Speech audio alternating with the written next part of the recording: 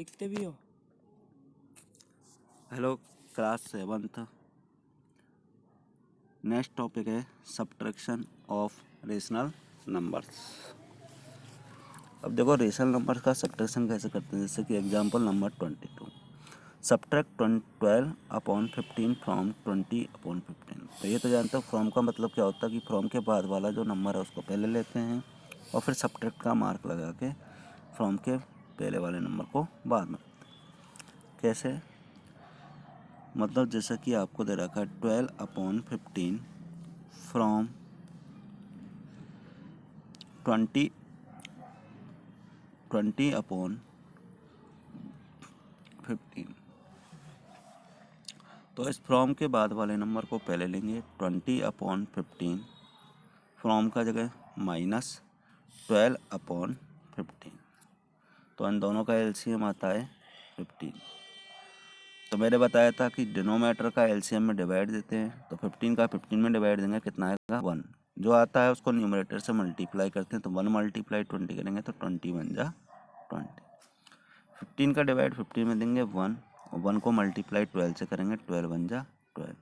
तो 20 में से 12 लेस किए तो कितना आया 8 और अपॉन 15। तो ये हमारा आंसर होगा 8 अपॉन। क्लियर। नेक्स्ट है 7 अपॉन 8 फ्रॉम 5 अपॉन 12। तो फ्रॉम के बाद है 5 अपॉन 12। तो पहले लेंगे हम 5 अपॉन 12 और फ्रॉम के पहले है 7 अपॉन 8। तो माइनस का मार्क लगाएंगे, सब्ट्रैक्ट का मार्क 7 अपॉन 8। तो 12 और 8 का हमें क्या लेना एलसीएम। तो 12 और 8 का एलसीएम लेंगे तो 12 और 8 का एलसीएम आता है हमारा 24। 12 और 8 का एलसीएम क्या आएगा 24। फिर मैंने क्या कहा था डिनोमिनेटर का एलसीएम में क्या करते हैं डिवाइड। तो मतलब 12 का 24 में डिवाइड देंगे तो कितनी बार होगा 2 बार। 12 2 जा 24। जितनी बार होता है उसको न्यूमरेटर से मल्टीप्लाई कर देंगे। तो 2 मल्टीप्लाई 5 करेंगे तो 5 2 जा 10 माइनस 8 का डिवाइड 24 में देंगे 8 3 जा 24। तो 3 बार आया, 3 को अपन न्यूमरेटर से मल्टीप्लाई करेंगे मतलब 7 से। तो 3 7 जा 21। अब देखो 10 और 21 दोनों के बीच में क्या है माइनस, मतलब डिफरेंट मार्क है, एक प्लस का और एक माइनस का। तो मैंने कहा था डिफरेंट मार्क होने पर क्या होते हैं डिजिट सब्ट्रैक्ट। तो 21 में से 10 को सब्ट्रैक्ट किया तो क्या बचा हमारे पास 11 और अपॉन 24। बट वेट वाई, क्योंकि जो 21 है वो माइनस का है, 10 है प्लस का। तो बड़ी डिजिट कौन है 21।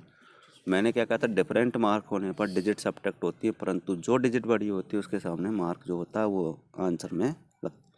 तो 21 के पास क्या है माइनस और 10 के पास क्या है प्लस। बड़ी कौन सी है 21, तो माइनस है उसके सामने, तो इसलिए आंसर भी किस में आएगा माइनस में। तो आंसर आया -11 अपॉन 24। क्लियर। नेक्स्ट एग्जाम्पल है the sum of two rational numbers is -8 if one of the rational number is -17 upon 9 find the other rational number. The sum of two rational number मतलब मान लीजिए दो rational number है ए और B. तो ए plus B, इन दो rational नंबरों का सम क्या है सी। ये तो कह रहा है कि दो रेशनल नंबरों का सम है माइनस, मतलब दो रेशनल नंबर, मतलब इन दो रेशनल नंबरों का सम क्या है -8। इन दो रेशनल नंबरों का सम क्या है -8। If one of the rational, इनमें से एक रेशनल नंबर जैसे -7 अपॉन 9 एक रेशनल नंबर है और दूसरा रेशनल नंबर हमें फाइंड करना है इक्वल -8। आ रहा होगा समझ में। मतलब मैंने क्या कहा था, इस क्वेश्चन ने कहा है, मैंने कुछ नहीं कहा, सम ऑफ टू रेशनल नंबर। दो रेशनल नंबर मान लीजिए हमने ए और बी, तो इन दोनों का सम मतलब प्लस, तो ए प्लस बी, तो इन दोनों का सम क्या है सी। मतलब ए पहला रेशनल नंबर, बी दूसरा रेशनल नंबर, तो दोनों रेशनल नंबरों का सम क्या हुआ -8। तो इसने पहला रेशनल नंबर दे रखा है -17 अपॉन 9। क्या दे रखा है -17 अपॉन 9। क्या दे रखा है -17 अपॉन 9। अब हमारे पास यह बी रहा, तो बी को यहीं छोड़ देंगे और 17 अपॉन 9 को -8 की तरफ ट्रांसफ़र करेंगे। तो माइनस, मैंने क्या कहा था ट्रांसफ़र करने का मतलब अगर माइनस से ट्रांसफ़र कर रहे हैं तो प्लस में होगा और प्लस से ट्रांसफर कर रहे हो तो माइनस में होगा, डिवाइड से कर रहे हो तो मल्टीप्लाई में, मल्टीप्लाई से कर रहे हो तो डिवाइड में। तो बी को छोड़ दिया, -8 अपनी जगह पे ही है। इधर 17/9 किसका था, माइनस का, तो ट्रांसफ़र होने के बाद किसका हो जाएगा, प्लस का 17/9। इसके नीचे हमने 1 लगा लिया। तो 1 और 9 का एलसीएम होता है 9। तो 1 का डिवाइड 9 में देंगे 9 बार, और 9 मल्टीप्लाई 8 करेंगे तो क्या आएगा, -72। 9 का डिवाइड 9 में देंगे 1 बार, 1 मल्टीप्लाई 17 करेंगे प्लस का 17। अब आप देखो, एक डिजिट माइनस की है और एक डिजिट प्लस की है, मतलब एक डिजिट किसकी है, प्लस की है, और एक डिजिट किसकी है, माइनस की है।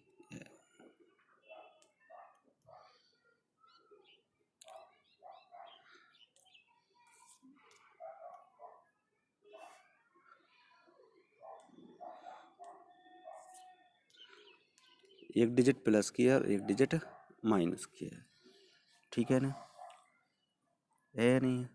तो डिफरेंट, मैंने क्या कहा था, डिफरेंट मार्क होने पर डिजिट क्या होती हैं, सब्ट्रैक्ट। तो 72 में से 17 को सब्ट्रैक्ट करोगे तो कितना आएगा, 55 अपॉन, पर किसका, प्लस का या माइनस का। तो इसमें भी मैंने एक चीज़ बताई थी, अगर जो डिजिट बड़ी हो उसके मार्क आंसर में आता है।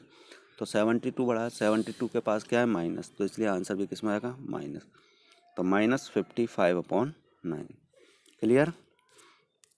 तो ऐसे ही आपको एक्सरसाइज करनी है, एग्जाम क्वेश्चन नंबर 1 कर लोगे आप, ऐसे ही हैं फ्रॉम वाले, ठीक है ना, ये HW में। दूसरा है verify A + B = B + A। तो आपको A की और B की वैल्यू यहाँ पर रखनी है, रख के नहीं आपको सॉल्व करना, आगे पता लगाना कि इक्वल आ जाता तो वेरीफाई है, और इक्वल नहीं आता तो नॉट वेरीफाई है। What number should be added to -6/5 to get 2/3। तो जैसे ये कह रहा है क्या नंबर ऐड करना चाहिए, किसमें, -6/, अपन को ये लिखना है -6/5 में क्या नंबर, क्या नंबर मतलब A मान लिया, तो क्या ऐड करना चाहिए कि जिससे 2/3 आ जाए। तो -6/5 को 2/3 की तरफ ट्रांसफर करेंगे तो प्लस का हो जाएगा, बाकी आगे आप कर लोगे। क्लियर। मैंने समझाया क्वेश्चन नंबर 3 कि -6/5 में ये क्या कह रहा है, क्या ऐड करना चाहिए, मतलब मान लीजिए x मान लिया, A मान लिया, क्या ऐड करना चाहिए जिससे कि 2/3 आ जाए। तो अब इसको ट्रांसफ़र करोगे, इधर माइनस है प्लस हो जाएगा, आगे सॉल्व कर लेना। Write the rational number whose additive inverse is the number itself. ऐसा अपन को रेशन नंबर लिखना है जिसका additive inverse is the number itself, जिसका एडिटिव इनवर्स खुद ही नंबर होता है। तो ऐसा नंबर तो कौन सा होता है, 0, क्योंकि 0 ना तो माइनस का होता है ना प्लस का होता है, तो इसलिए 0 ही का एडिटिव इनवर्स 0 ही होगा। What should be added to, वही वाला क्वेश्चन नंबर 3 की तरह कि -7/12 में क्या ऐड करना चाहिए, क्या का मतलब A, तो क्या ऐड करना चाहिए जिससे कि 9/16 आ जाए। तो इसको ट्रांसफ़र कर दोगे, माइनस का है प्लस का हो जाएगा इधर आके, और अब आगे आगे सॉल्व कर लोगे, आगे सिंप्लीफाई है, ठीक है ना। तो इस प्रकार से आपको ये एक्सरसाइज होमवर्क में करनी है।